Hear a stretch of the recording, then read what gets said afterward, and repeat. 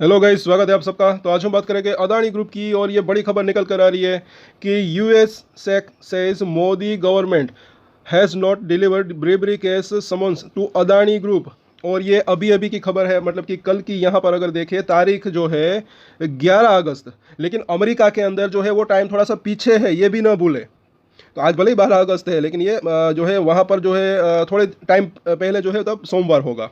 अभी इसको हम हिंदी में कन्वर्ट करेंगे सिर्फ आपके लिए। इसी जानकारी के लिए सब्सक्राइब जरूर कर लें अगर आपके अदानी ग्रुप के अंदर होल्डिंग है। शाम को सभी शेयरों के ऊपर डिटेल में एनालिसिस करेंगे, चर्चा करेंगे। सो यहाँ पर जो है हिंदी में अनुवाद इसको आप देख सकते हैं ताकि सबको आसान भाषा में समझ में आए कि अमरीकी जो सैक है एसईसी, उनका कहना है कि मोदी सरकार ने अदानी समूह को रिश्वत मामले का समन नहीं दिया है। और आगे अगर देखें तो क्या कहते हैं थोड़ी सी डिटेल में, तो जो है अमेरिका के जो है एसईसी जो है उन्होंने गौतम अदानी, उनके भतीजे सागर अदानी और भारत में अदानी समूह को समन तालीम कराने में असमर्थ रहा। कौन असमर्थ रहा, ये इनका कहना है जो है। और यूएस एसईसी ने सोमवार 11 अगस्त को न्यूयॉर्क पूर्वी जिला अदालत, वहाँ की अदालत को ये जो है फाइलिंग में कहा है, एक फाइलिंग के अंदर बताया कि उन्होंने भारत के विधि एवं न्याय मंत्रालय से एक अंतर्राष्ट्रीय संधि में निर्धारित प्रक्रिया का उपयोग करते हुए, जो एक प्रोसेस होता है उसका उपयोग करते हुए भारत में प्रतिवादियों को समन और शिकायत पहुंचाने में मदद मांगी है, लेकिन अभी तक भारतीय अधिकारियों ने दस्तावेज नहीं सौंपे। तो ये इसकी जो है अपडेट है कि जो एक तारीख थी वो जो है क्या उन्होंने कहा, वो यहाँ पर इन्होंने कहा है कि अब तक कुछ, मतलब कि यहाँ पर ये उनका कहना है कि जो है भारतीय अधिकारियों ने दस्तावेज नहीं सौंपे हैं। अगर आगे देखें तो ये जो है जो इनके ऊपर आरोप लगे थे उनका डिटेल है, क्या आरोप लगे थे, और मतलब कि वो पिछले दिनों के अंदर। और आगे अगर थोड़ा सा देखें तो 11 अगस्त को दाखिल एक दस्तावेज में एसईसी ने दोहराया, वापस से दोहराया कि वह अभी भी भारत में समूह को सेवा प्रदान करने का प्रयास कर रहा है।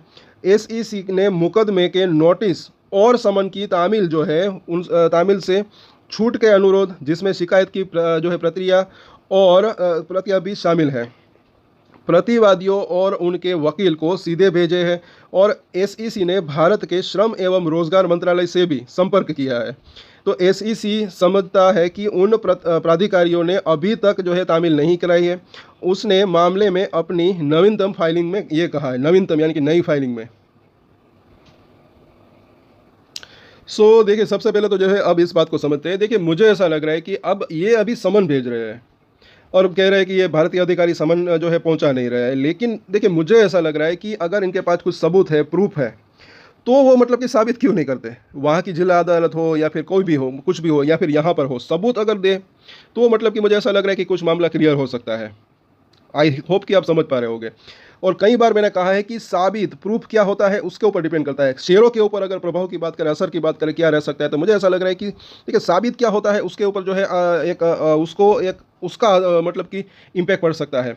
क्योंकि मतलब कि अब तक अगर बात करें अदानी ग्रुप के ऊपर कई आरोप लगे, लेकिन साबित कुछ भी नहीं हो पाया, ऐसा मुझे लग रहा है कहीं ना कहीं।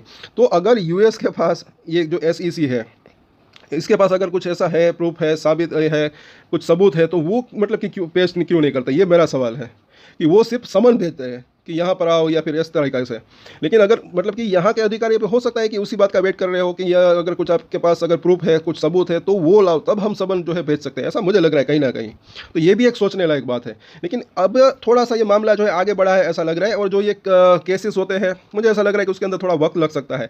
लेकिन अब बात करें अगर शेयर की अगर बात करें, तो मुझे ऐसा लग रहा है कि जिसके फंडामेंटल जो है अच्छे हैं उनके अंदर तेज़ी की संभावना रह सकती है। फिर से मैं याद दिलाना चाहूँगा, क्योंकि नए लोग भी आते हैं, कि अदानी पावर हो और अदानी पोर्ट, उसका एक एग्जांपल ले सकते हैं।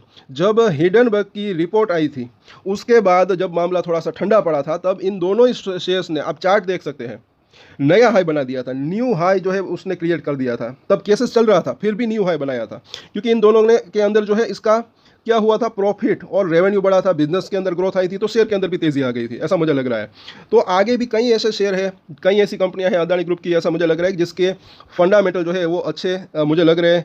तो जो लोग ऊपर में फंसे हुए हैं, मुझे ऐसा लग रहा है कि उसका प्राइस आ सकता है, लेकिन वक्त लग सकता है कहीं ना कहीं, मुझे ऐसा लग रहा है। अब डिटेल में हम चर्चा करेंगे चार्ट के ऊपर, जैसे कि रोज हम चर्चा करते हैं।